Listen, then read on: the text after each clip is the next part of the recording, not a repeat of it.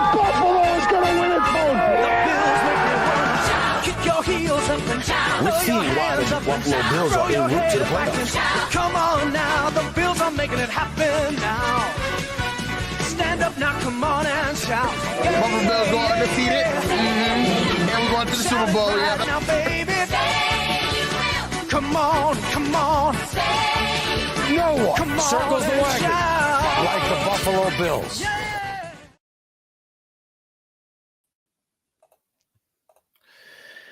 All right, we are live, and we are back. Welcome to another episode of the Overdue Bills podcast. And we're here today. We know today is Wednesday, but at the same time, we had to come with a show, y'all. We had to talk about some things, had to give a preview for week 8.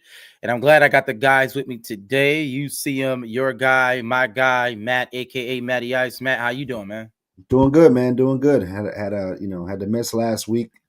Doing some getting home from Atlanta. But yeah, man, I'm happy to be back. Happy to coming fresh off a bye myself.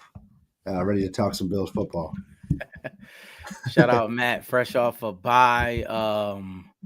Mike, how you doing, man? How you doing, Mike? I'm good, man. Matt, don't feel bad. You and Preach both ran from the smoke, so it wasn't just you last week. So it was just me and Rad. But I'm doing all right, man. I know we normally wear black after a Bills loss on Tuesdays, but I'm surprised we all in black. But I'm intentional with mine because I didn't feel great after this bye week for the Bills with what happened the rest of the league. So that's why I'm in all black. But seeing you two guys in there, I feel like you guys may feel the same. I mean, well, we're gonna talk about it. We're definitely gonna talk about it in this show. Definitely got a lot of things that we need to discuss.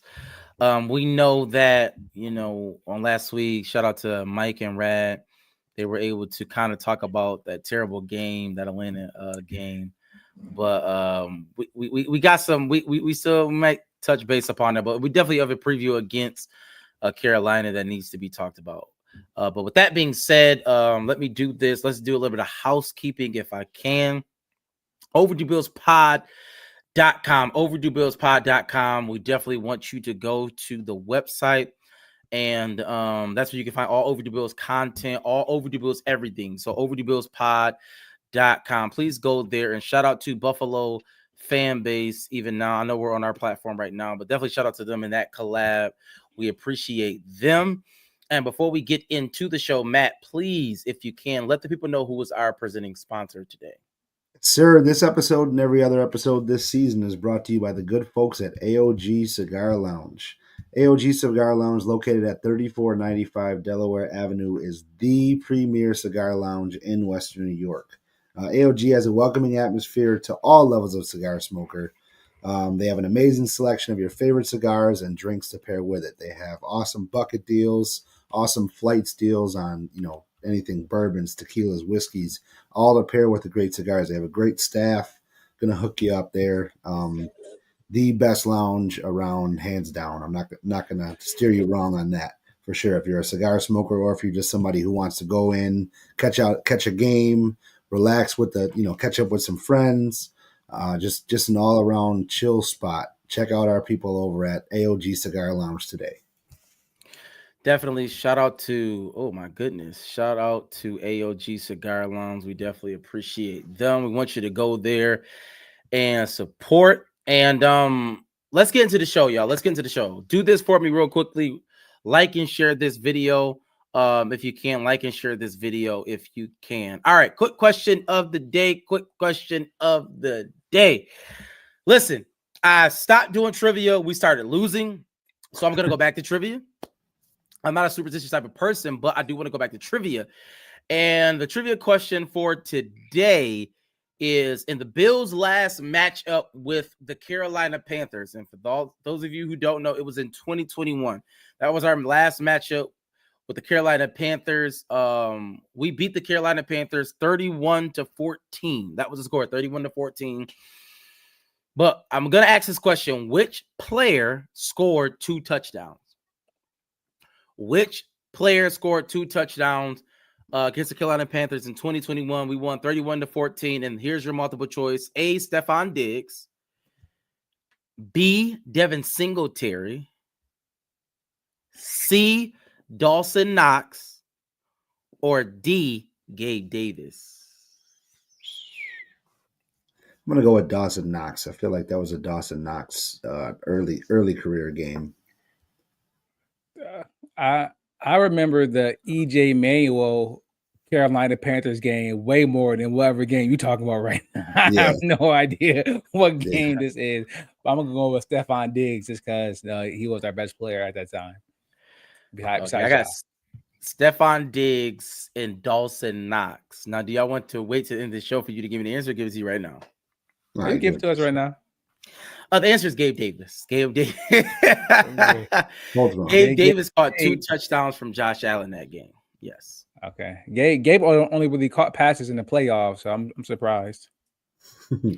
Maybe, but Gabe Davis was a 7 touchdown. He's good. I'm just talking. Listen. Gabe might be back soon. Let me ask y'all this question. Let's do some fan style questions, right? Let's get into the minutia of the game. Simply because when you think about it, right? And a lot of talk has been happening over this bye week. It's been a lot of Bills talk, especially us as fans. We had a lot of time to talk. And so my question is, and I tried to do this before I was on a couple of weeks ago, who's better? And I'm asking everybody. I want Bills fandom out there to answer this question. Who's better, Matt? Gabe Davis or Keon Coleman? Who's better? Because Keon Coleman was drafted to be a good player, right? Second round pick. We thought that he was going to be a good player. So my question is, who do you prefer more, Gabe Davis or Keon Coleman? Well, for me, I'm a little biased because I was big on Gabe coming out of the draft. I watched a lot of college football, and he was a superstar at UCF, man. So I'm a little biased on that, but I think Keon Coleman is better right now. He's more athletic. I think he's got more upside. I like Keon right now. So Keon, you would pick Keon Coleman over Gabe Davis? Yep. Mike? Well, I think that's the key word of what Matt said, where him and I differ is, he didn't really, I don't think he really answered your question where he said, who's better? And Matt talked about his potential and upside. Yeah, maybe he may have a higher ceiling down the line, but right now, it's no way that I don't think there's any receiver in the league that Keon Coleman is better than right now. I mean, it's so bad for him right now. And for me, I think the Bills would be better with Gabe in a lineup just because they will stop throwing that little stupid back shoulder fade to him like he Devontae Adams. Like that. That's one of my least favorite plays that we do. And that's what I'm. I guess we can talk about it. Is that is it on Joe Brady for putting him in constant scenarios to do that? Say, like, it seems like he's either getting jump balls thrown to him every time or back shoulder plays instead of just give it. I'd like to see him run a slant or an out route or something. Let him. We've seen him get the ball and make a play when he got the ball. I'd like to. He did that at Florida State all the time. Yes, he also got the ball thrown up to him. He's known for his crazy one-hand catches, things like that. But he doesn't have to do that all the time. I'd like to see them scheme him up a little bit more and just not have to make every single catch the most difficult catch that he has to make every time. That's what I'm with. Yeah. Oh, okay. So let me ask this question. Let's stay in trivia, right? Let's stay in trivia. And listen, I want fan participation. If you're out there, you can answer these questions as well. So coming off the bye week, we're coming off the bye week. We're going to get into the preview in a second. But let me ask this question since we're talking about this. What's one thing you want to see the Bills fix? And I'm gonna give you some answers. What's one thing you want to see the Bills fix going into this game Sunday? Run defense being one, A. Offensive play calling, B. Red zone execution, C. And penalties and discipline, D. I'm gonna go over it again. What's one thing you want to see the Bills fix? And I want everybody to answer this question out there. Do you want to see them at all? It's importance to you, however you feel, or you could throw something else in there if I haven't named it.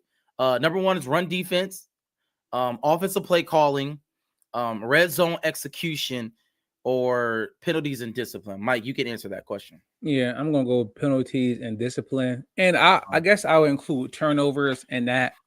At another slash, if you want to include the offense and defense, because the offense turning the ball over, and the defense, we're not really making turnovers like we did. We got some fumbles versus New England, but no, New England, they just fumble the ball all the time, anyways.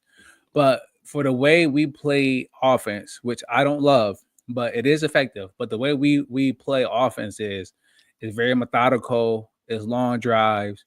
It's a death by 1,000 cuts. It's 8 yards here, 7 yards here. Maybe it's a James Cook run.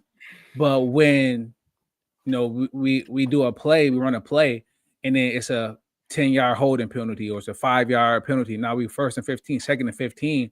I don't think the Bills don't want to play that way. They want to play ahead of the sticks. They want to be able to run or pass. They want to be able to be multiple, play complementary football. And when you got 11 penalties for 115 yards, like we had the last 2-3 games, when you turn the ball over 2 or 3 times, it's going to be hard. That 30 points per game is going to really come down. And we saw that over the last 2 weeks with scoring 20 and 14. I think with whoever plays Brady call, I think Josh can make them work. But if we're going to have penalties and turnovers and be undisciplined, it doesn't matter what he call. I think the Bills going to be in real trouble on offense. So, Matt, run defense, offensive play calling, red zone execution, and penalties and discipline. Which one would you pick? For this game in particular, I'm going to say run defense. Carolina is coming off 3 wins in a row. 2 of those wins, they had a 200-yard rusher in Rico Dowdle. Last week, they had 140 yards rushing with Chuba Hubbard back, or Chuba Hubbard, however you say it. But either way, they got that two-headed monster now. They've proven that they can run the football, and we've proven that we can't stop anybody with the run. So that right there, that controls the game, that controls the clock, that keeps the best player on the field off the field, and Josh Allen, right? So I think run defense has to step up this week. Yep. It's interesting. Mike said penalties and discipline, and I think that obviously that lends itself to coaching. Right. Run defense could be scheme, it could be players, personnel.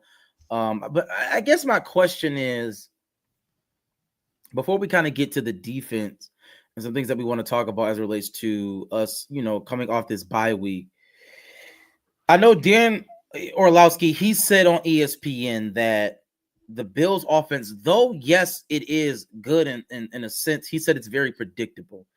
He said one of the things is we have a predictable offense, and we just really talked about it with even Keon Coleman. Like, generally, all cornerbacks know what route he's going to get the ball thrown to him because we don't do anything else. And so my question is, for our offense to regain its rhythm, right, or try to figure out this predictability thing, is it more on Joe Brady to, like, should he lean more into a run-heavy approach, more play action, or do you think he's limiting Josh Allen? Or is the receivers we have puts a limit and a cap on Josh Allen, right? He obviously won the MVP last year. We had subpar receivers, clearly. I mean, so, like, he can do a lot with the little. And Joe Brady is a great offensive coordinator, right? I don't want to, like, we had a top 3 offense last year. So that's not, it just doesn't happen. My question is, as it relates to predictability and just our rhythm for our offense, like, what do you think Joe Brady kind of needs to focus on? Like, what, like, is it a situation where it's just, our personnel sucks? Like, our offensive line is not as good as we thought it was. Our receivers, they are who we thought they were, bad, or at least me. You know what I mean? We have a good running back in James Cook. We have probably the best quarterback besides not named, Pat Mahomes. But it's like, how do y'all feel about that? Like, what is it about the predictability about the offense? Do you think, like, what could we change? So clearly, we're not. I don't think we're going to get anybody else. We're not going to make a trade. Matt, go ahead. So I think I mean we saw it right out of the gate in Atlanta. I think the ability to push the ball down the field really hasn't been tapped into yet fully in this offense, and I don't know if it's because they don't think that receivers can separate or whatever the narrative may be. But I mean, I think our best passing offense is when we can push the ball down the field, right? These these dink and dunks and things like that haven't really worked up to this point. I think we need to be able to push the ball upfield in a passing sense and not not be in a position where we're creating third and longs for ourselves. Yeah, I'm always team get the ball down the field, but something that I said and Rad really elaborated on last week that I really like what he said is just really pare down the playbook. I think this everybody eats. I think it's cute and it's a good saying and it's a decent mantra, but I don't think that should be the goal. I think that's just a result of playing. But I think Brady is going into the week of saying, all right, how I'm gonna get Dawson Knox some touches.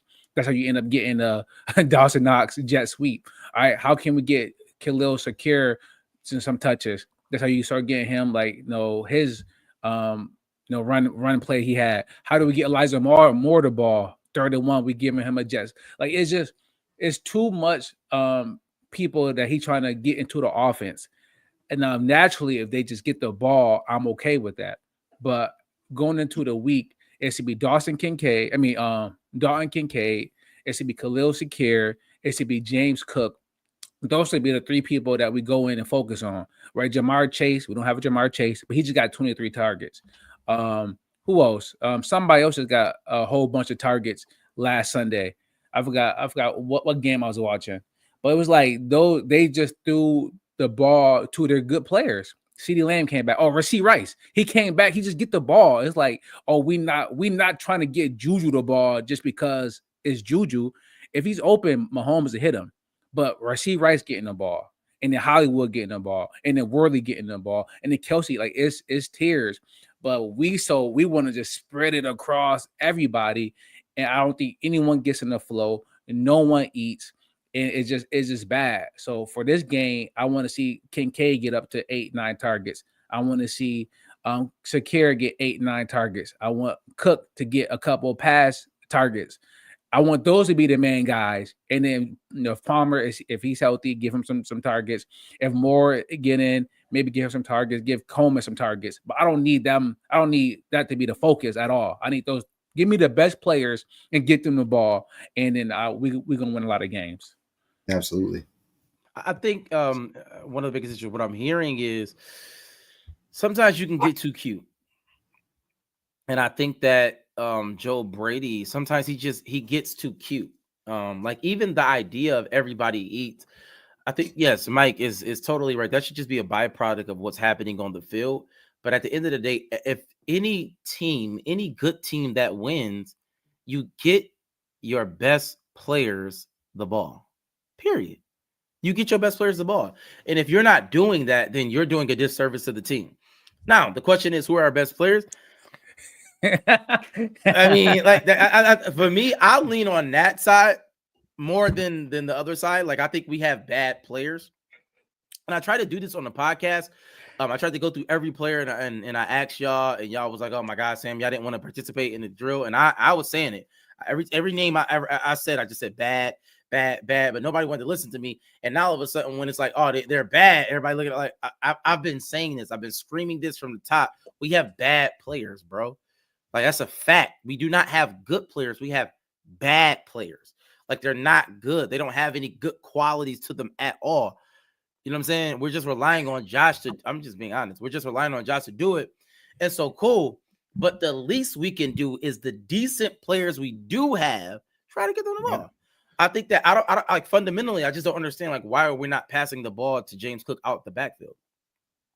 Now, granted, James Cook can't catch. We know that, but he can catch a dump pass though.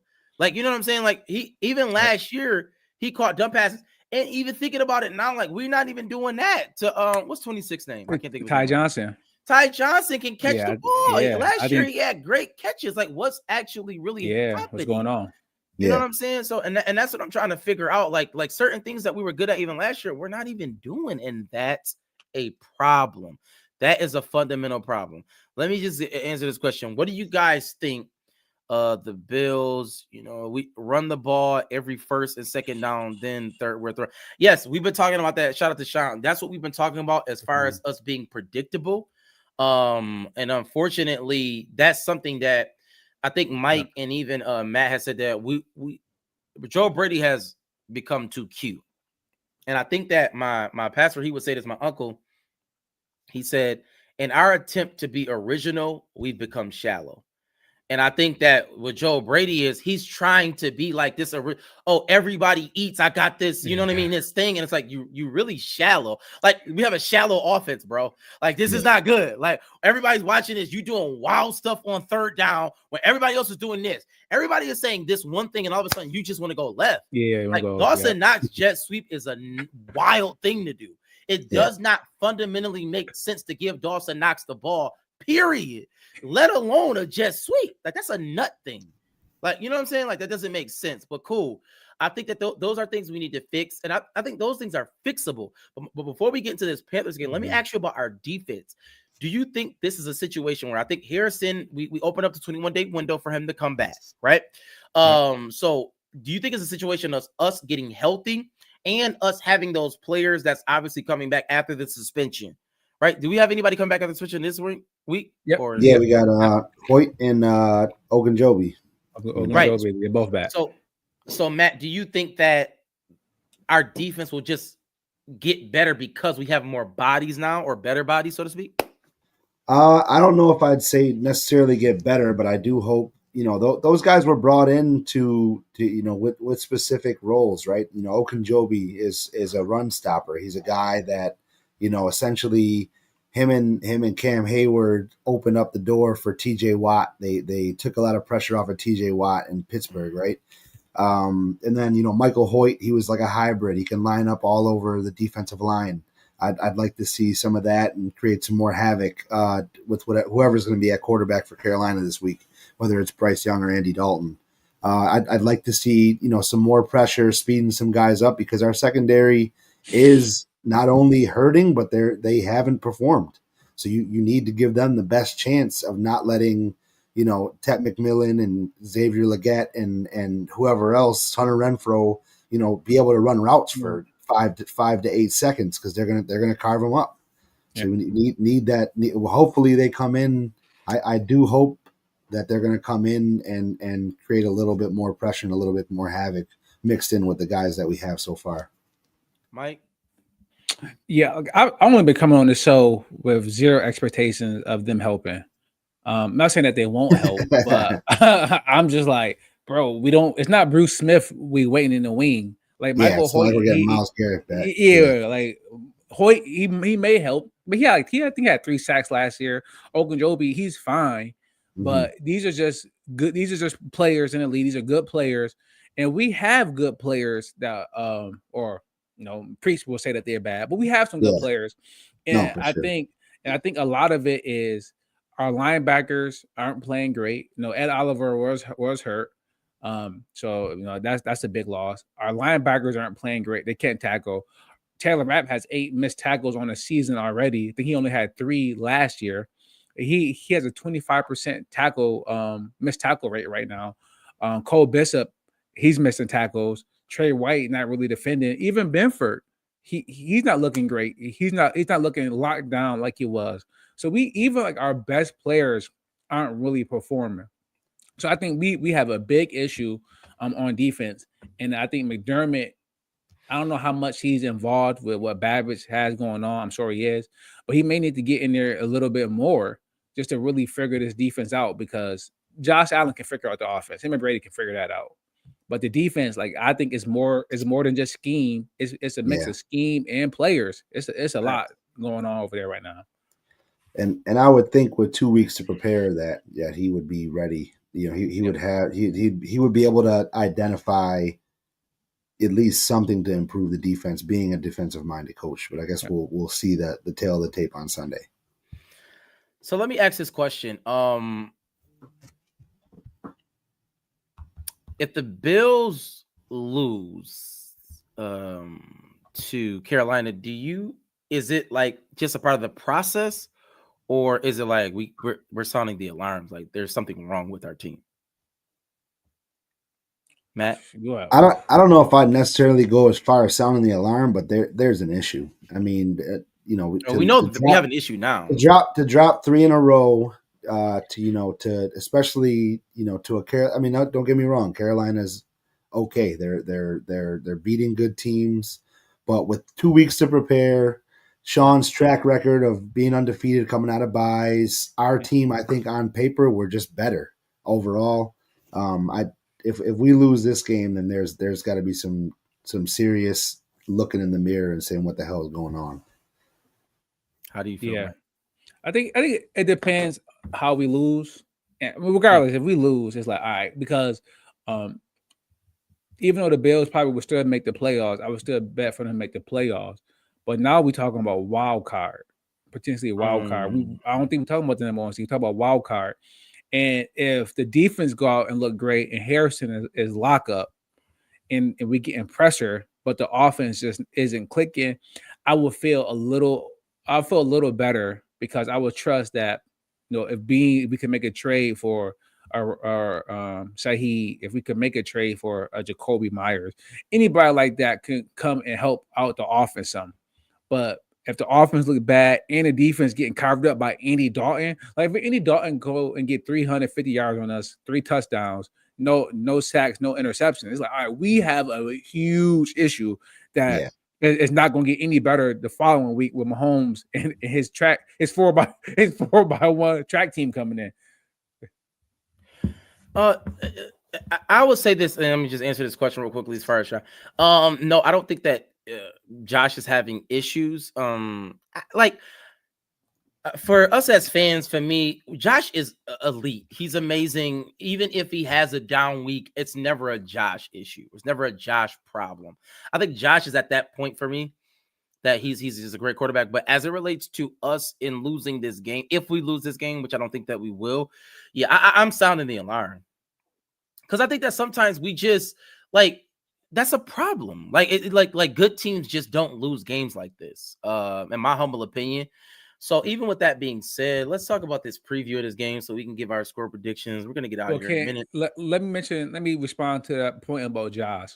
Okay. I think the visor and the broken nose, like Josh is a warrior. I'm not too worried about that. But I do think that with the issues we are having on offense, I think Josh will listen to whatever Brady wants and McDermott wants, as long as it's working. All right, y'all don't want me to throw between 3 people? Fine. If Shakir is open, I give it to him.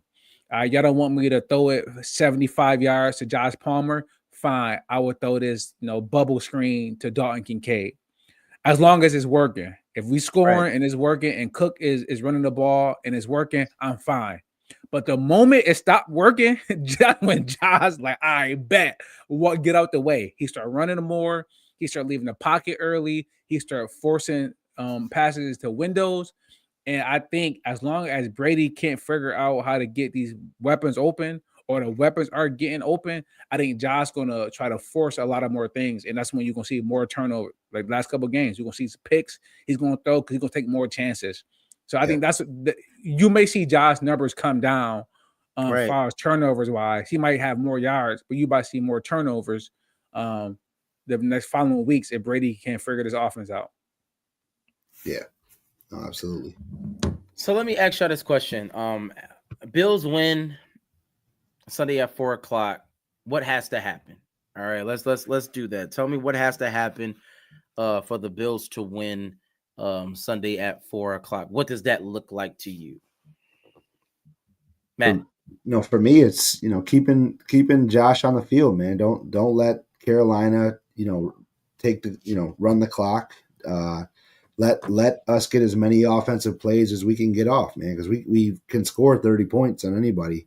We just got to have the ball. So it's just a matter of that, man. Getting the ball, get some 3 and outs. Make whoever it is, Bryce Young or Andy Dalton, make them make mistakes. Defense get a turnover or 2, and let's come out of there with a win. Exactly. Yeah, I know some people have been saying.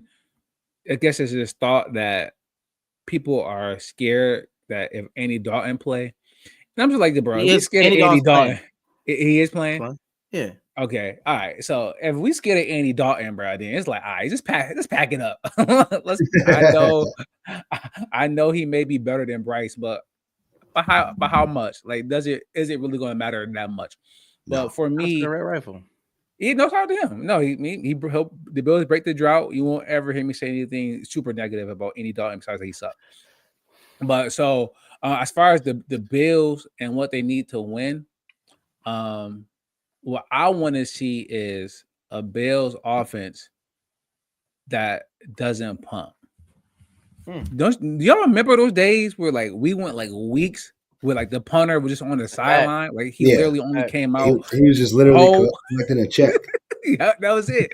But now like we have like possessions, like 4 or 5 possessions in a row when we are punting. Yeah, like 3 and out. And it's just like, all right, I don't want to see that. I want to either field goals or touchdowns. And if we punt in the fourth quarter, because like who cares? Fine. But if we punt in like 2, 3, got 2, 3, 4 punts in the first half, I'm gonna be really upset. Yeah. We'll see. I think for me, I don't even like giving out things because like we're a better team. We should just beat them. Like that's it. Better teams should just win. Period. I don't care how we win. Better teams should win. So that was even said. I do want to talk about score predictions for us.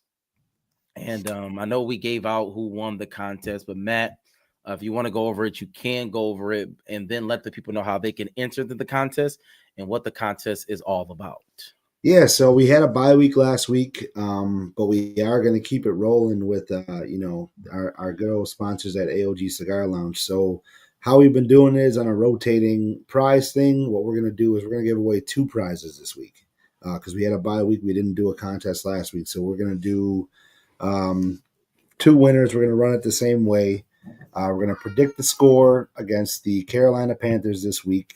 And as tiebreakers, if we get the same score, nobody predicts the correct score, the tiebreaker is going to be the closest to Josh Allen's passing yards. And as a secondary tiebreaker, we'll do James Cook's rushing yards. So the winner this week, the first prize winner will receive a 1-month membership to AOG Cigar Lounge and a bucket of beers when you go and get your membership.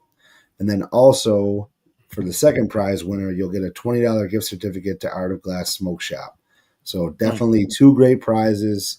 Going to have some good opportunities to win this week. Definitely, spread the word. Tell your friends. Tell your neighbors. Get in the contest. Enter. Got to be in it to win it. Those are going to be in by 12:45 on Sunday afternoon before the game. Good luck. Definitely got to be in it to win it. And let me get your score predictions, y'all. Let's get some score predictions out there. Matty Ice. Yeah, so I think being in McDermott, another return to Carolina. I think it's a game where they gotta show up and show out. McDermott especially, he can't go in and lose to his former team, right? But I think it's a bounce back game. He's got the track record of being undefeated off of buys. I think we're gonna come in, put up another 30 piece. I'm gonna say Bills 33, Panthers 13. I think we're gonna smoke them. Mike? Yeah, the Bills done getting 30 points out of me until I see it again. So I think Carolina, Rico Dotto, and Hubbard, I think they will be able to run the ball. I called them Atlanta light. I said Bryce and Penix close enough, but it's Andy Dalton, which probably might be better. Bijan is way better than Hubbard and Dotto. But the 2 of them, all right, it's Bijan and Alzer, great value. And then you got Ted McMillan, which is their Drake London. So I think okay. I'm saying I'm just light. They're light. But light, super light. But McMillan looked good for his rookie year. So they are Atlanta light. And Atlanta, forced the ball to their playmakers, and we can't stop them. So I do think this game will be a little close. I think it can come down to the fourth quarter. I think Josh going to have to go make a play, and I think he will. So right now, I got the Bills winning 27 versus Carolina 23. Bills by 4. 31-14. I think it's gonna be repeated 2021. I'm telling you, all right. Y'all boys gonna boy, the Bills gonna keep letting y'all down. The Bills gonna keep letting y'all down. I don't think the Bills the Bills don't let me down. Okay. I'm content with knowing that we have bad players on our team. But shout out to all of y'all. I appreciate y'all. Thank you. Hold on. Oh, shout out to you, cuz, man. Shout out to cuz. Bills by a million. I don't know about that. I can't say that. We have bad players. So when you have bad players, bad things happen. But shout out to everybody. I appreciate y'all. OverdueBillsPod.com, OverdueBillsPod.com. Shout out to Buffalo fan base. Shout out to AOG. We appreciate y'all. We will be back next week on Tuesday, back better than ever. And y'all know how we end every show. With a little bit of that. Hey. Only Buffalo is going to win it, folks. Kick your heels up and down. We've seen why the Buffalo Bills are en route to the playoffs. Come on now, the Bills are making it happen now. Stand up now, come on and shout. Buffalo Bills go undefeated.